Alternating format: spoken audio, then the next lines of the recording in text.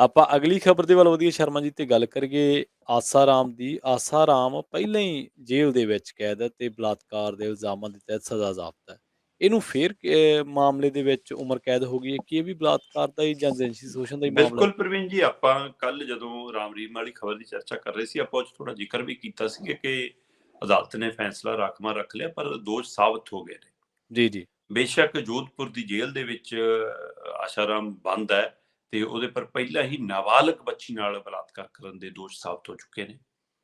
ਬੇਸ਼ੱਕ ਇਹ 'ਚ ਪਰਿਵਾਰ ਦੇ ਬਾਕੀ ਮੈਂਬਰਾਂ ਨੂੰ ਰਾਹਤ ਮਿਲੀ ਆ, ਉਹ ਸਿੱਧੇ ਇਨਵੋਲਵ ਨਹੀਂ ਪਾਏ ਗਏ, ਇਹਨਾਂ ਦੀ ਪਤਨੀ, ਬੇਟੀ ਜਾਂ ਹੋਰ ਬੱਚੇ ਹੈ, ਪਰ ਇਹਨਾਂ ਦਾ ਮੁੰਡਾ ਅੰਦਰ ਹੈ, ਉਹ ਵੀ ਬਲਾਤਕਾਰ ਦੇ ਦੋਸ਼ ਸਾਬਤ ਹੋ ਚੁੱਕੇ ਨੇ। ਸੋ ਇਸ ਲਈ ਉਹ ਤੇ ਪਹਿਲਾਂ ਤੋਂ ਹੀ ਅੰਦਰ ਨੇ ਤੇ ਹੁਣ ਮੇਰਾ ਖਿਆਲ 80 ਕੁ ਸਾਲ ਦੇ ਲਗਭਗ ਉਮਰ ਹੈ ਆਸ਼ਾਰਾਮ ਦੀ।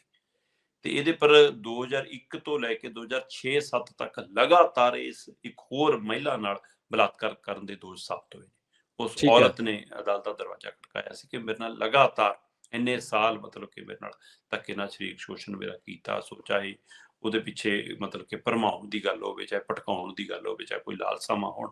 ਸੋ ਇਹ ਹੂੰ, ਸਵਾਲ ਇਹ ਹੈ ਕਿ ਤੁਸੀਂ ਮਤਲਬ ਕਿ ਇੱਕ ਆਪਣੇ ਆਪ ਨੂੰ ਸੰਤ ਦੱਸ ਕੇ, ਆਪਣੇ ਆਪ ਨੂੰ ਸਮਾਜ ਦੇ ਇੱਕ ਚਿੰਤਕ ਦੱਸ ਕੇ, ਆਪਣੇ ਆਪ ਨੂੰ ਧਾਰਮਿਕ ਇੱਕ ਨੁਮਾਇੰਦਾ ਦੱਸ ਕੇ, ਪ੍ਰਚਾਰਕ ਦੱਸ ਕੇ ਤੁਸੀਂ ਉਸ ਆੜ ਦੇ ਵਿੱਚ ਜੇਕਰ ਇਹ ਕੁਝ ਕਰਦੇ ਹੋ ਤਾਂ ਜੀ। ਸ਼ਰਮਸਾਰ ਵਾਲੀ ਗੱਲ ਹੈ। ਸੋ ਅਦਾਲਤ ਜਦੋਂ ਸਾਬਤ ਹੋਇਆ ਤਾਂ ਅਦਾਲਤ ਨੇ ਇਸ ਨੂੰ ਇੱਕ ਵਾਰ ਫਿਰ ਪਹਿਲੇ ਬਲਾਤਕਾਰ ਦੇ ਮਾਮਲੇ 'ਚ ਵੀ ਆਸ਼ਾਰਾਮ ਨੂੰ ਉਮਰ ਕੈਦ ਦੀ ਸਜ਼ਾ ਪ੍ਰਵੀਨ ਜੀ।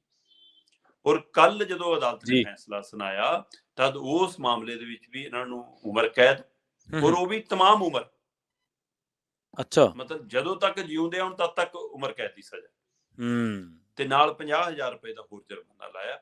ਸੋ ਇਸ ਲਈ ਇਹ ਇੱਕ ਸਖਤ ਫੈਸਲੇ ਆਏ ਨੇ। ਇਹ ਤੋਂ ਬਾਅਦ ਵੀ ਜੇ ਲੋਕਾਂ ਦੀ ਅੱਖ ਖੁੱਲ ਜਾਵੇ, ਮੈਨੂੰ ਲੱਗਦਾ ਲੋਕਾਂ ਦੇ ਭਰਮ ਭੁਲੇਖੇ ਟੁੱਟ ਜਾਣ ਤਾਂ ਚੰਗੀ ਗੱਲ ਹੋਏਗੀ। ਜੀ, ਬਿਲਕੁਲ। ਪਹਿਲਾਂ ਵੀ ਇਸੇ ਮਾਮਲੇ ਦੇ ਵਿੱਚ ਉਮਰ ਕੈਦ ਤੇ ਹੁਣ ਤਾਂ ਉਮਰ ਕੈਦ ਦੇ ਲਈ ਬੱਝ ਗਿਆ ਸਾਰਾ। ਜੀ, ਜੀ, ਜੀ। ਜੀ, ਜੀ।